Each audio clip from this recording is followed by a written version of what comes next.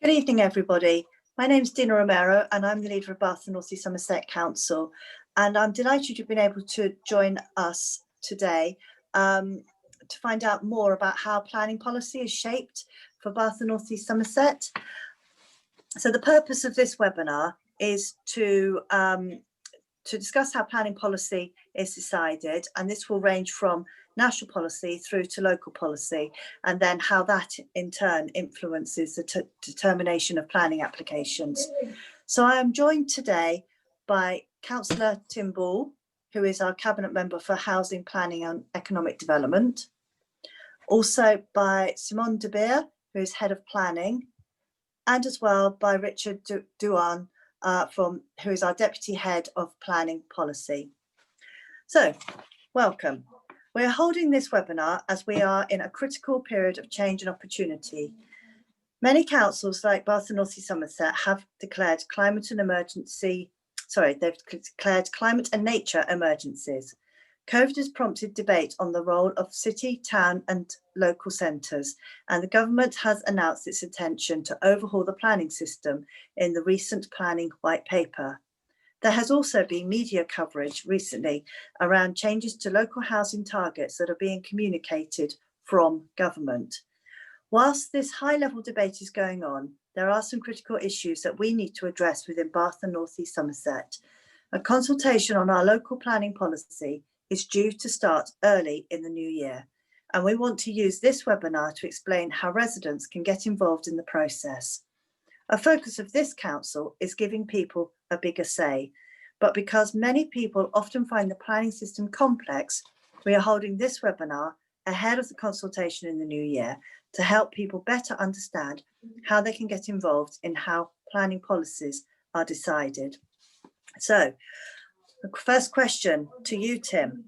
Can you outline the purpose of the consultation in the new year? Yes, a consultation due to start in the new year will be about amending key planning policies in the Bath and North East Somerset local plan. This includes policies on update policies to take into account the council's declaration of a climate and ecological emergencies, updating our housing supply to ensure we can meet our targets. Other issues of concern to our residents, such as housing multi-occupation, HMOs, and student accommodation. However, today's webinar is not about the issues, but about how the planning system works and to highlight how people can get involved in the process of changing planning policies. The opportunity to comment on the draft policies will be when the consultation starts in the new year.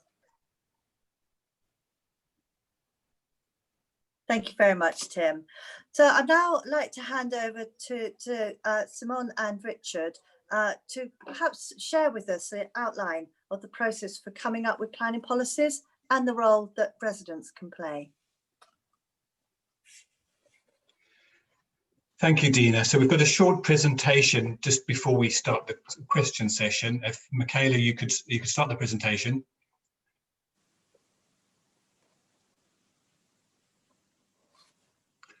Thank you. If you go to the first slide, please.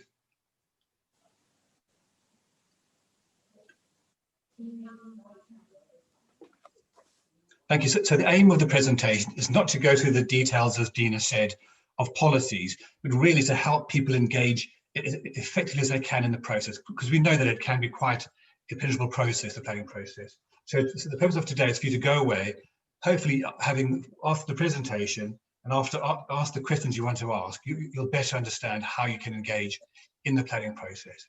Okay, the next slide, please, Michaela.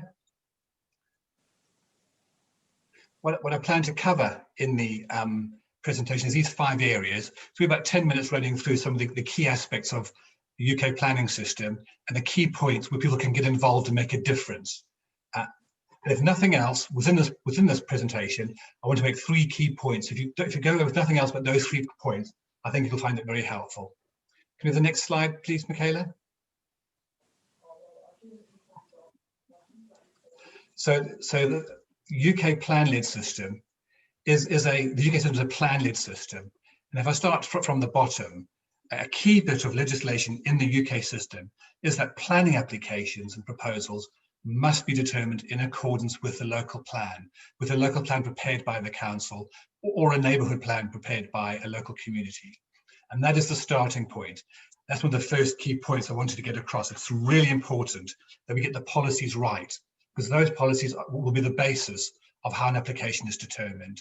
Now, we can, a decision maker, be it the council, at the planning committee, or an appeal inspector, can take account of other material circumstances, but the absolute key starting point is the local plan. So that's why it's so important and so useful that people are showing an interest in the local plan and finding ways to engage, to shape the policies, so we have the right policies at the start. Those policies, if we go through that diagram, are influenced by national policy as well. So local policies must be set in the context of national policies. And also we prepare supplementary planning documents, but those are only to supplement key policy. And the key thing is to be involved in the preparation of either a local plan or a neighbourhood plan. Next slide, please, Michaela. The local plan in this authority comprises two key documents. So it's the core strategy adopted in 2014 and the placemaking plan adopted in 2017. And really those two documents are two sides of a coin. The core strategy sets out the key strategic policies, the housing targets, the job targets, renewable energy targets, the high level vision and key site allocations. And then the placemaking plan part of the local plan sets out much more detailed policy wording and more detailed site considerations and site allocations. The partial update that we're currently undertaking updates bits of both of those. And it is a partial update, and I'll explain why in a minute. It's not a full update of the plan, it's only a partial update. I also want to bring your attention to the fact that the West of England Combined Authority are in the process of preparing a high-level strategic plan, which will eventually have effect in Baines, but not yet. It won't be within the period of the partial update process that we're going through at the moment.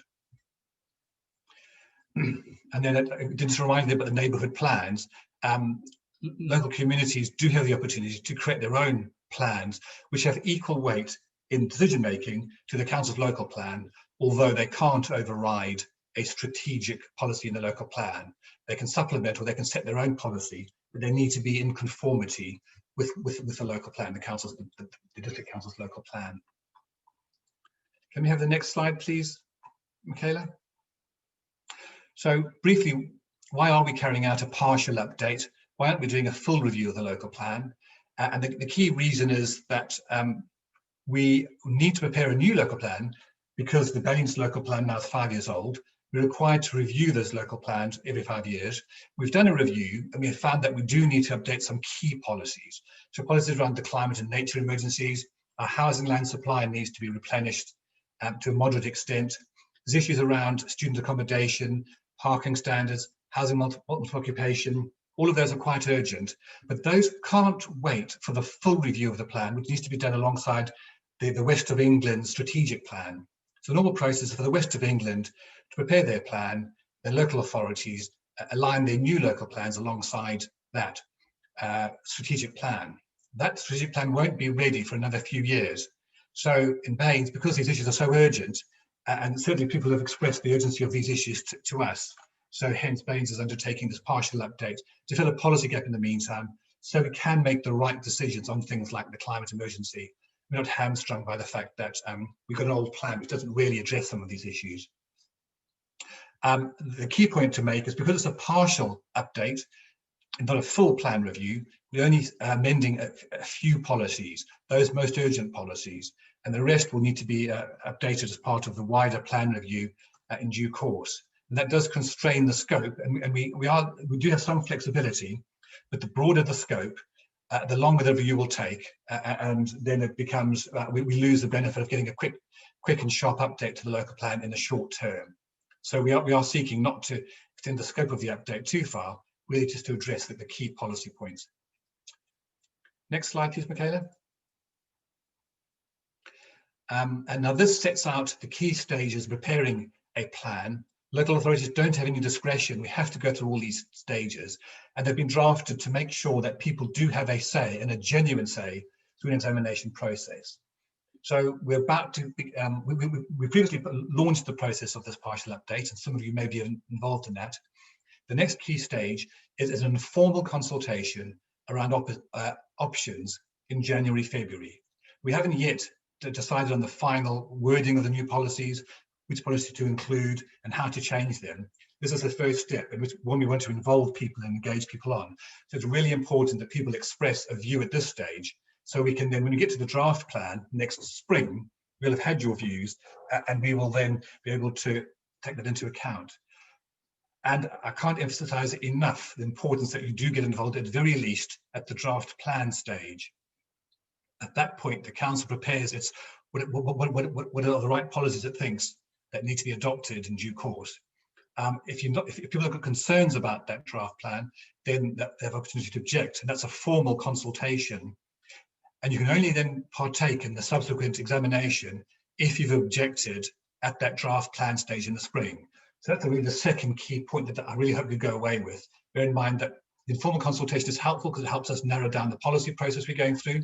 But really, it's important that if you aren't happy with the way things are going, to object to a policy at the draft stage.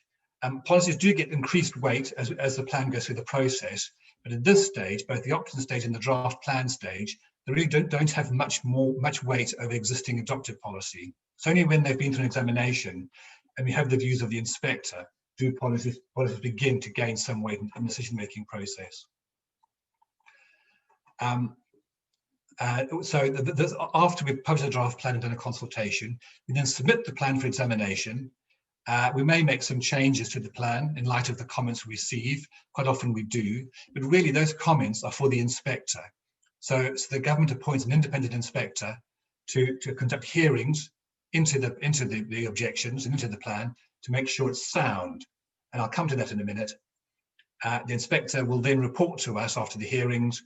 His report is not binding on the authority, but it's very difficult for a local authority not to take on board inspector recommendations. We need to have very, very good reasons, and it's very unusual because we're then liable potentially to a judicial review or legal challenge if the council doesn't accept the inspector recommendations. And then the plans due to be adopted. So it is a frustratingly long process, but the plan will gain weight with the new policies as we go through, especially towards the end of next year. It'll begin to have much more weight. Next slide, please, Michaela. And then just a couple of points about the purpose of the exam. The inspector's role is to make sure the plan is both sound and legally compliant. And by being sound, there's 4 key tests the inspector will conduct on the plan. And I'm labouring these because this is really, if it's not happy with the plan, and hopefully we will have the right policies for most of our residents and stakeholders to deliver the right plan. But if we're not, these are the grounds really which anybody needs to engage in the process. So just the volume of comments doesn't really sway an inspector because it's really what people say. And the issues which the inspector will be looking at is, does the plan seek to meet development needs? That's a strong requirement of local government of plans, the planning system, to make sure we understand what the development needs are in terms of housing requirements and jobs and all the other development targets, renewable energy targets, and seek to meet those as far as we can. Obviously, there may be circumstances where we can't meet those because of the constraints or because of the deliverability issues or the environmental sensitivities. And that's the purpose of the plan, to take that into account, to assess where there are restrictions that need to be applied on development. But normally the starting point is we've sought to meet those as best we can.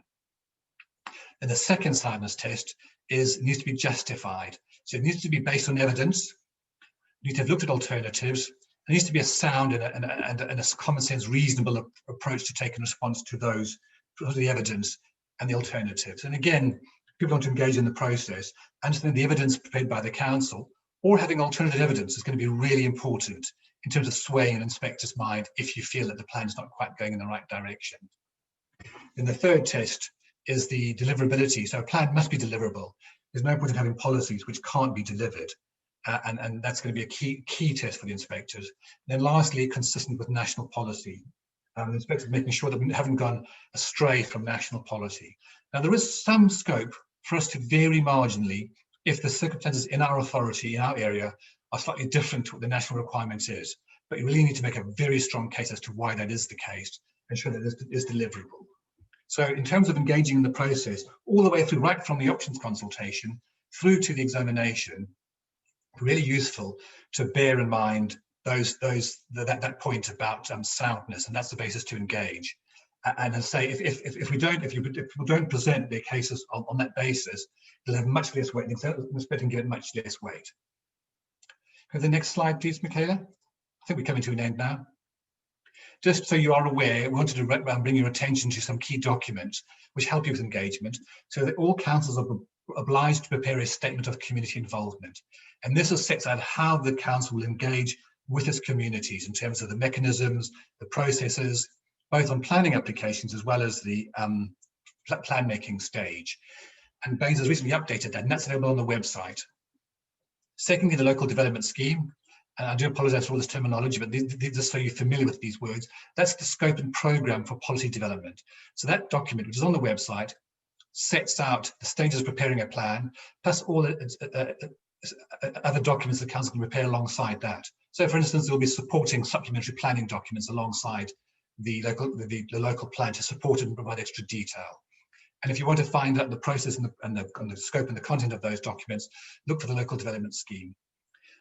And then lastly, the authority's monitoring report, that sets out how well the plan is being implemented. So we have a renewable energy target, that'll set out how well we're meeting those targets, the housing targets, the employment land targets, all of those are set out annually in the monitoring report. And then of course you can obviously get involved in commenting on planning applications. That's not really the scope of this webinar tonight. And then the last slide, Michaela, is really just some links there for you to either contact the council or to check up on information and check where you can see those documents. And all of that information is available on the council's website. So you'll find all those links on the council's website. And I think that's the end of the presentation. Thank you, Dina. Thank you very much, Simon. So I've already seen that quite a few people have put questions up in their question and answer section of Zoom, and as usual, we've had quite a few submitted before this webinar. So one thing I just wanted to stress, so this webinar is on the scope of the review. So it's not about details, it's not about specifics, it's not about specific elements within the local plan.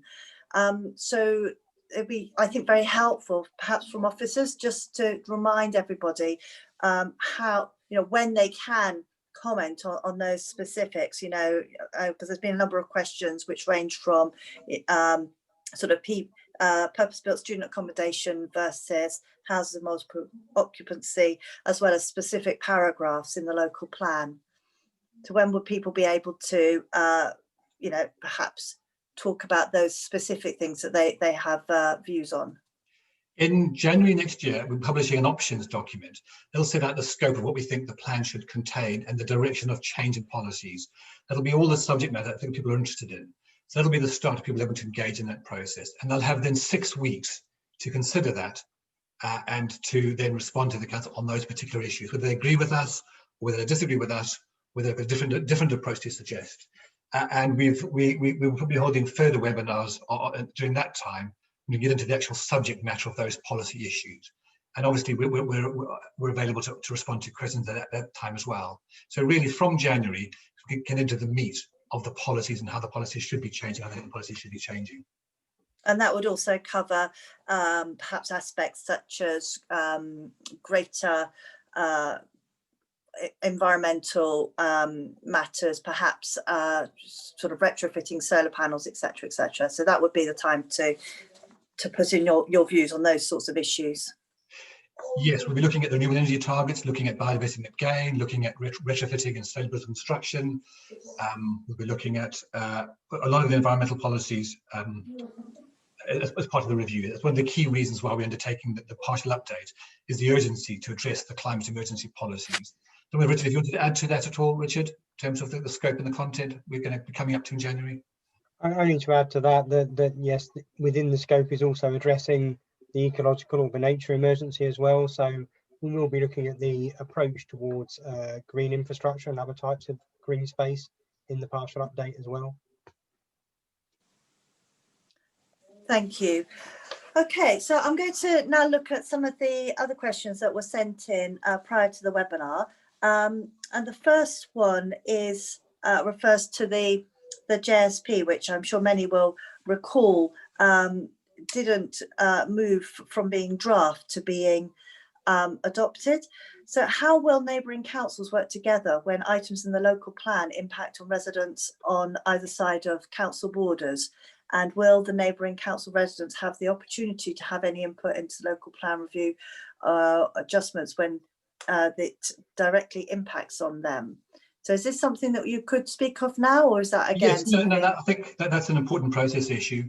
So we're well aware that Baines is an island, and we've got strong links with adjoining authorities all around us, and that people live and work across boundaries. And we've always made a great emphasis on making sure that we engage and work with the people in adjoining authorities. And issues do rise from time to time, which affect people in adjoining authorities. So anybody is able to comment on the Baines local plan partial update. And we also, anybody can go on our mailing list. We keep a mailing list of those who want to be interested in an update and kept up to date on the local plan progress. And anybody can go on that. And anybody then can appear and comment on the options for consultation or the draft plan, or get involved in the examination.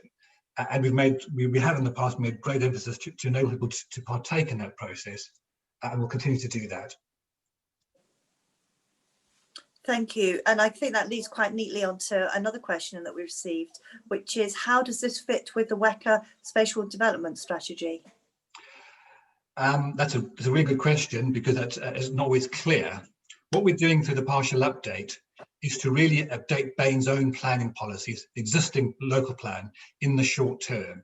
Now, I know a year and a half doesn't seem like short term for most people, but in the planning process, that's just quite a quick process. But the West of England Combined Authority Spatial Development Strategy won't be in place till about 2022-23. And only then can Baines undertake its full review of its plan. And then it'll take a year or so after that to get to fruition, to get to adoption. So this plan really is an advance of the WECA plan. And strategic issues will need to be reviewed as part of that process. But this is really dealing with our own plan, and key issues need to be updated. In a sense, we're bringing forward some of our new local plan policies where we can in this update. So not wasted, and we're just getting ahead of the game where we can. Some things do have to wait. So things like the new housing requirement, that'll have to wait for the broader sub-regional plan to take place. Thank you. And I should have said what WECA stands for. So for those that aren't aware, it stands for the West of England Combined Authority. And I have another acronym for you here, which is HELAA. And it asks what it is the HELA call for sites. Richard, do you want to pick this one up? Yes, I'm happy to do so. Yes, I mean, the local plan needs to be supported by a range of evidence. A really important part of that is the Housing and Employment Land Availability Assessment, or HELA for short. That really draws from a call for sites whereby landowners, developers, communities have the opportunity to put forward sites that they think might have potential for development. I should stress that the inclusion in the HELA doesn't give a site any planning status at all, and doesn't imply that it will be allocated for development in the local plan. But what it does do, it does register that site, if you like, for assessment by ourselves in terms of then progressing the plan. If a site, once it is assessed, is proposed to be potentially allocated in the local plan, we will of course consult on that with communities and other stakeholders as well. Thank you. So I'm just sort of trying to keep an eye on the question and answers, as well as just seeing if we have anything else in the chat. No, I think that's not available for everyone. So just in the questions and answers, as well as those that were sent in. So I think this is a really good question, and kind of very pertinent, especially when we're holding this, telling people about how the process works in this way by webinar. What about those people that aren't able to, to watch this and aren't able to engage in this process online? How are we going to help everybody take part in the consultation if they wish to? If I start off, and then Richard, you may want to supplement what I say. We have been asked to consider whether we should delay the consultation because of COVID and the fact that people struggle to engage. Some people struggle to engage online.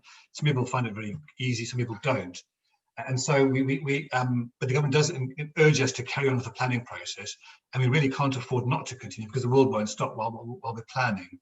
And so during the circumstances, really we've fallen quite heavily on digital means for communication.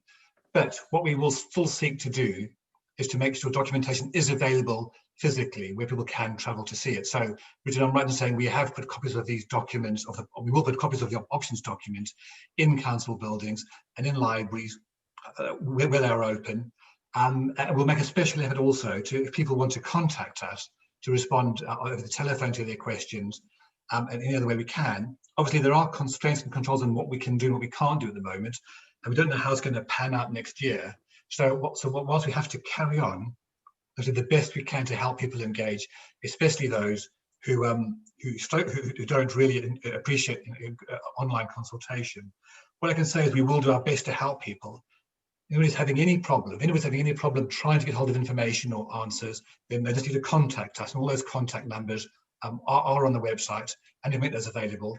We're quite happy to help people through telephone calls and those kind of mechanisms. We'll be very sad that we can't have the exhibitions, because those are proved normally very, very popular. We go to villages, we have an exhibition, we invite people in, and various parts of Bath as well. We're just not able to do that. So it's beyond our control, but we'll do the best we possibly can to help people partake. Richard, do you want to add anything to that? Only very briefly to say that, whilst we encourage people to respond online if they're able to through a consultation portal, if they're not able to do so, then of course they can write in a letter to us.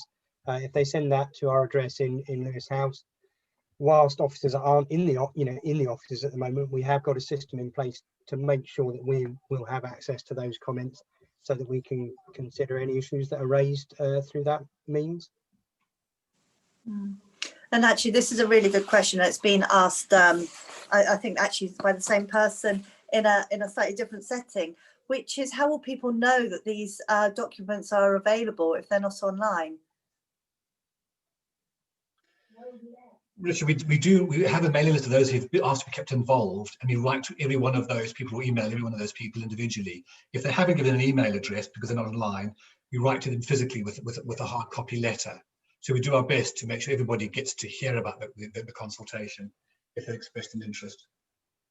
And we also put adverts in the local press to publicise these events. So if anybody wants to suggest anything else to us before the consultation starts, we're happy to be aware of any other potential ways we can publicise it.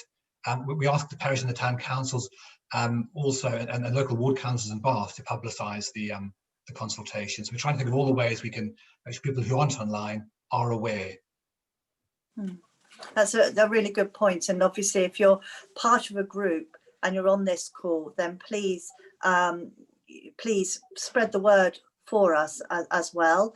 I guess there's still going to be some harder to reach people, maybe younger people who may well be online but might not think that this is a particular interest to them.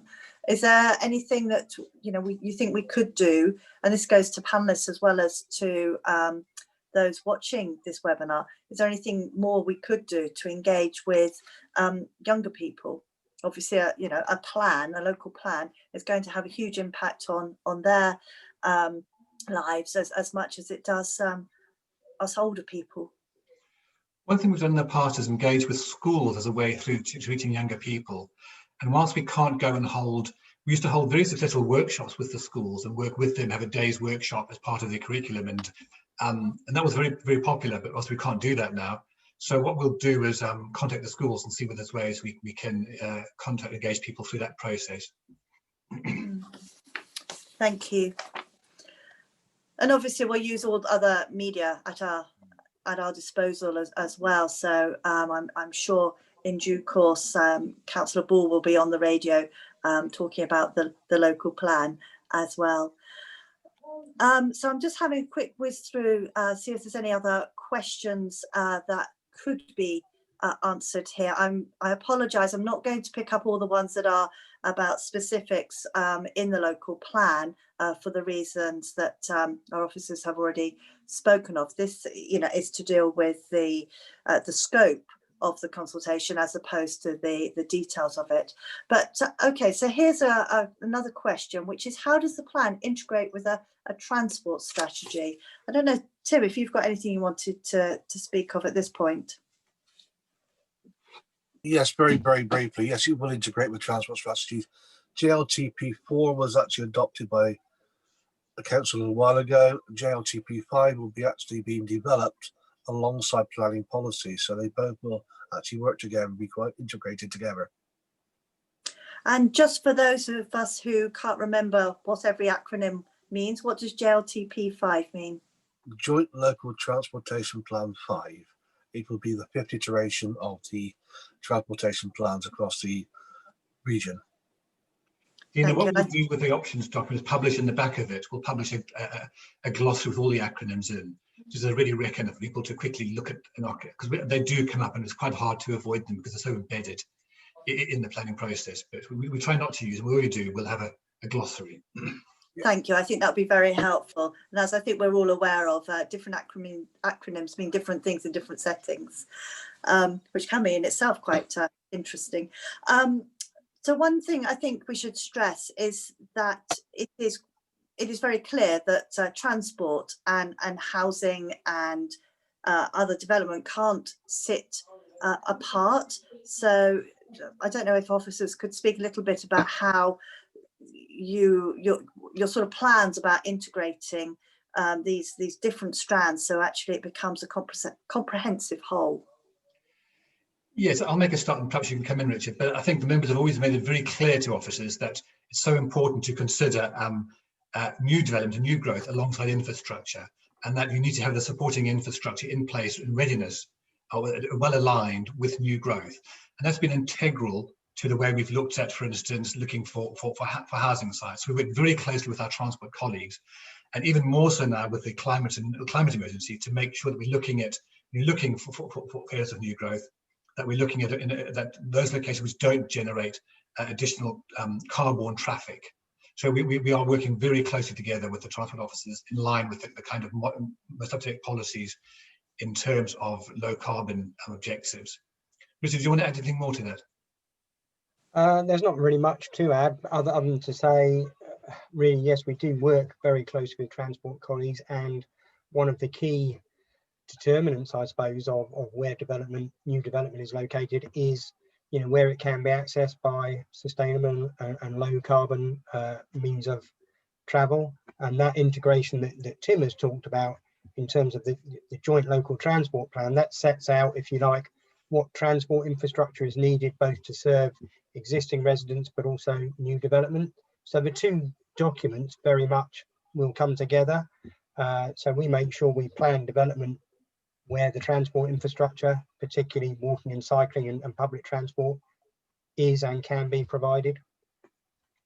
Whilst also recognising, I think one of the consequences of the pandemic is how people's work patterns and other aspects of their lives may change. Yeah. Absolutely, and that's something that we'll have to keep under review to see, how the world has changed as we come out of and recover from COVID. But obviously also there's travel not just to work, but there's travel to shops once they're open and other services and facilities. So again, it's making sure that development is located close to and accessible by those sustainable modes of transport to those other uses as well. Richard spelled out very clearly how the change in emphasis of sustainable transportation and building houses close to sustainable transport routes differs to what we used to do 30 years ago. You build a house and build a road to go to it. These days, we're not doing that anymore. We are in a climate and ecological emergency at the moment, and pollution rates are rising and the CO2 emissions are rising throughout the world. it's absolutely essential that we ensure our homes are sustainable and the right sort of policies brought in place to ensure that we have low CO2 usage and to ensure that we have a planet to live on in the future. Absolutely, but it's obviously quite a challenge, isn't it, at the moment, trying to put in place a plan for the next however many years, whilst we don't really know what's happening in the next few months, weeks, even days sometimes. So another question that's come up a couple of times in the question and answer is around neighbourhood plans, and I know that you referenced neighbourhood plans in the presentation. So how will these be engaged with when we're drawing up the local plan? I think, Richard, you're best placed to respond to the neighbourhood plan question. Yes, we'll make sure that we engage with, as we already do, with parish and town councils and other communities or community forums that want to prepare a neighbourhood plan, to make sure that the neighbourhood plans are, if there's one in place, to make sure they're reviewed, but also if there isn't one in place, to make sure they're prepared alongside our partial update to the local plan, to make sure that they are pulling in the same direction, to make sure that they are consistent. Probably worthwhile, Richard, just highlighting we had quite a successful working relationship with neighbourhoods, and we've got quite a few plans adopted for a authority our small size. I don't know if you remember the actual number, but it's a fairly good coverage of the rural areas, particular in the towns. I think it's around 14 neighbourhood plans in place. So as you say, for a district the size of Baines, actually that is a very high take up. And yes, we have successfully worked with parishes and communities, both on their neighbourhood plans, but also previously on the placemaking plan, particularly in looking at which sites might be most appropriate for housing. So again, through the partial update, we will be looking wherever possible to work closely with parishes on that aspect again. I think on neighbourhood plans, we need to give credit to all those who worked hard to bring the neighbourhood plans forward. I'm looking at Baines in comparison to South Gloucester, who I don't think have any neighbourhood plans in place. So a comparative size authority, we've done very well, and well done to all those who've gotten support so far. Yes, thank you. Yes, I would also echo that as well. So I guess there's certainly one other question, which is, what about those places that don't have a neighbourhood plan? Are they treated in a sort of perhaps slightly, are the community's views somehow considered less important? How do you ensure that the views you get from a community that doesn't have a neighbourhood plan, how do you ensure that their views are taken into account, and indeed how do you ensure that they're representative of that area as well? We often use working with the parish and the town councils as a key way into the communities. So even if they don't have a neighbourhood plan, we still tend to meet regularly, and we haven't been able to do it physically. We always have met physically in the past, and invited all the parish and town councils to be involved in briefings and in question and answer sessions. And we'll continue to do that, but that will really need to be through electronic means because we don't have any choice. Bath doesn't have parish and town council process, so we have to find other ways, and that's through the forum, which I know only partially cover the city, but also through the ward members, making sure the ward members are aware. So we have to use the means we have really to engage with people everywhere, whether the neighbourhood plan in place or not. We still treat everybody equally in terms of the chance to submit their comments and engage in the process, in the plan making process. Yes, thank you, and thank you for reminding me, of course, that area forums in some guise or other do exist across the whole of Bath and North East Somerset, and do include Bath as well. So it's certainly an issue I would hope that the chairs of those various forums would want to bring up and therefore use as a means to engage with a wider communication. A wider community as well.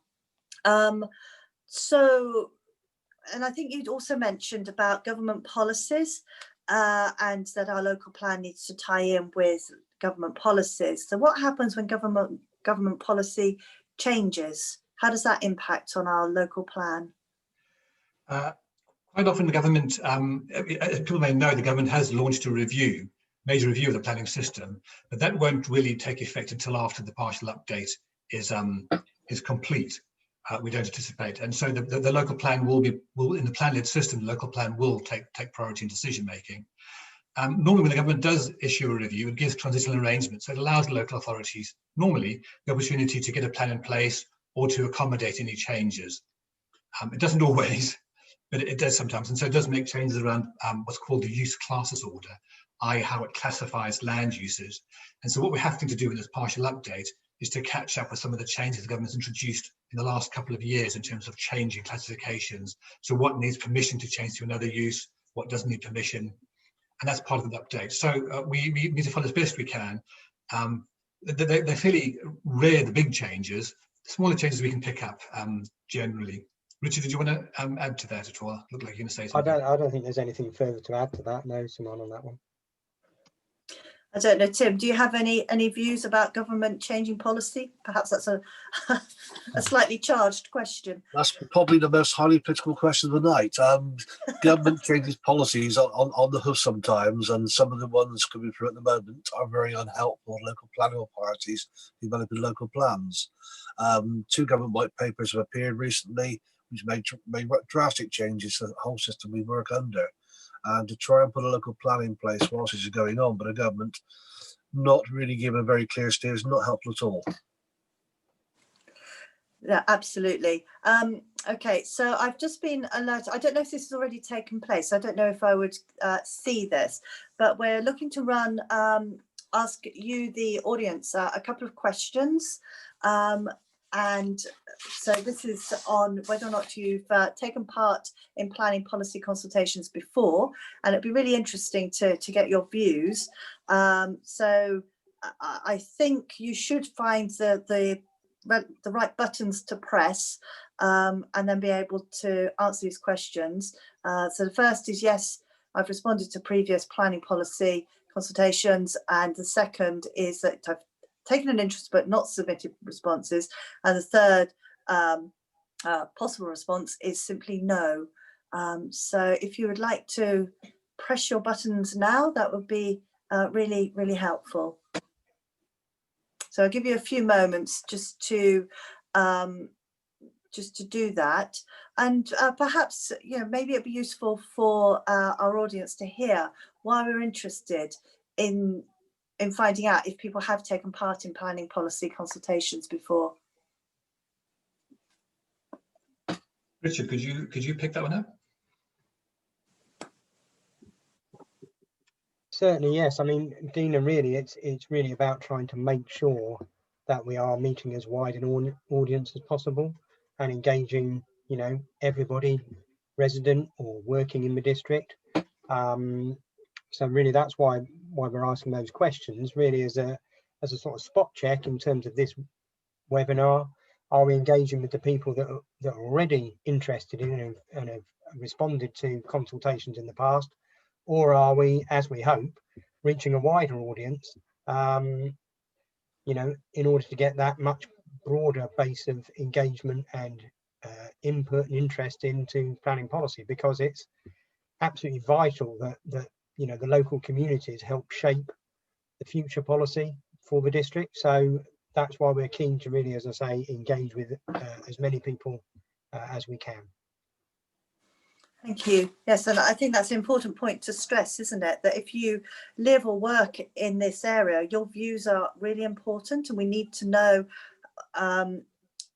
how, if you have taken part in planning policy consultations before, and if not, perhaps we need to also then ask a question, why not? So I've got, so the answers so far are, have you taken part in planning policy consultations before? So 71% have, 14 have taken an interest but not submitted responses, and 14% have just simply said no.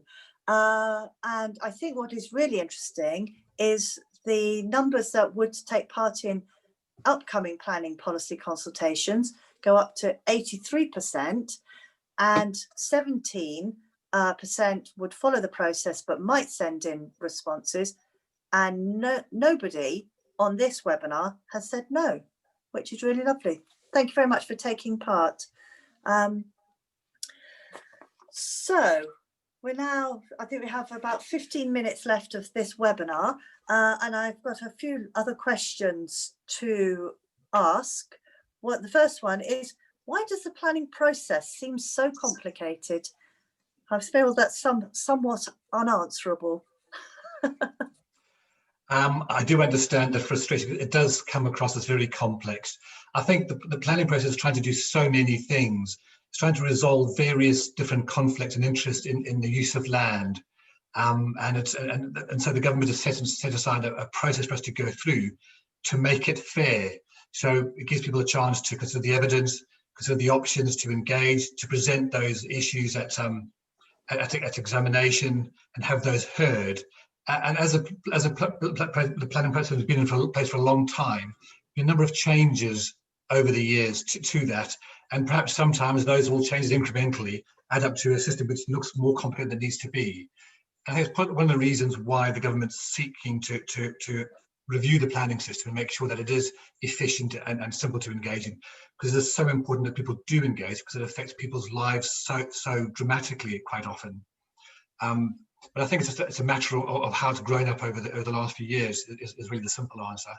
Obviously, in Baines, we'll try and make it as easy as we can for people to engage, and try and keep some of the complexities behind the scenes, so to speak, and just let people know what they really need to know and engage where they need to engage and provide the information they need to provide at the right time. Thank you. Yes, as you say, I think on the face of it, it does seem very complicated, and probably that's one of the reasons why people don't engage with consultations, on planning policy, because it's almost like what's it got to do with me? I think it's a point worth mentioning that people quite often only really realise the implications of planning once they've got a planning permission next to them or an application is submitted. And to be honest, by that stage, it's quite far down the process. That's why it's really important to get involved at the early plan making stage, when the principle about the use of land and about development sites and about policy targets are set. It's hard for people to engage because it seems more esoteric and less specific to them. But it's just as important, because that's when the policy, as I said before, applications must be determined in accordance with the local plan. So that's why that's the message we're trying to get across to people. Really engage at this early stage, because that's your chance to have the biggest impact on how an application is going to be determined in the future. Thank you, Sim. Tim? Yes, and I quite agree with what Sim just said as well. I think encouraging people to actually get involved is most importantly what we can actually do. Someone's commented on government white papers earlier on, and I think it's very clear, to make very clear, the council has been responding to all government white papers. We've been helping parish councils and individuals to engage in the process to ensure these white papers are responded to. And we've also engaged with MPs locally on those issues. So this is moving on from that particular issue again now to making sure we actually get response to the local plan, because planning policy is part of everybody's life.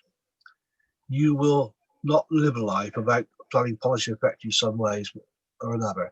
It's best to get involved as soon as you can. Thank you, Tim. Yes, and as I think both of you have said, it's important that we get the policies right, because unless we have the right policies, it makes it very difficult for our planning committee and our planning officers to determine planning applications in a different way. They must be guided by policy. They can't just make it up as they're going along. Okay, so my next questions I just want to raise are, who makes the final decision about what policies are in the local plan? So, Tim, do you want to start us on this? Sorry, do you want to rephrase that? Do it again, please? Yes, who makes the final decision about what policies are in the local plan? This is done for a consultation issue, and we will be actually looking at the response to the consultation going out now, and then decide on the policy issues that come forward at that particular point.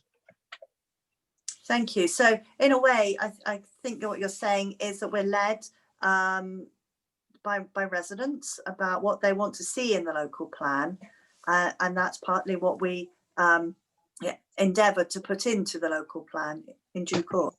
A lot of it will be, yes. There's obviously some statutory elements we have to include in there, but a lot of it will be led by public consultation and what they want to see.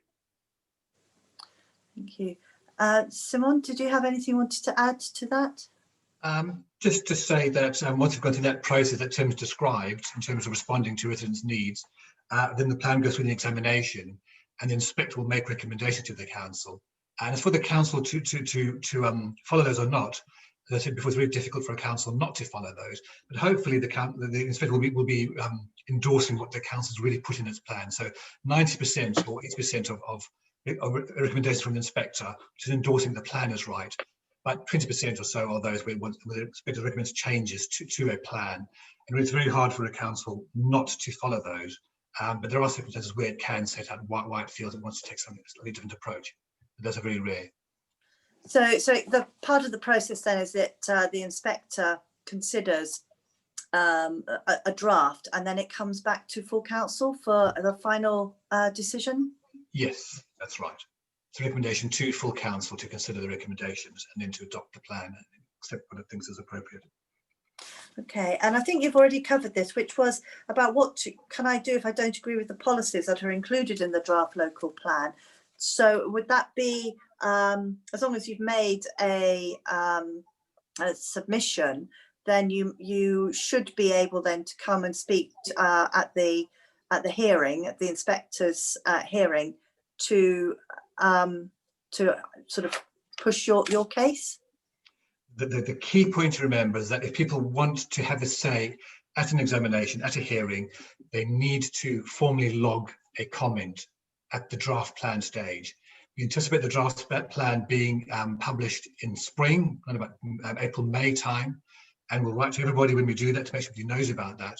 And if either people support it or object to any point of it, and if they want to change, that is an objection. So they need to let the inspector know that they want to object to that plan. Then they will have a right to be heard by the inspector. It may not in these days be physically at a meeting. It could be on Zoom again or something like that, I'm afraid, as happened with in-depth hearings, just joining us in another authority.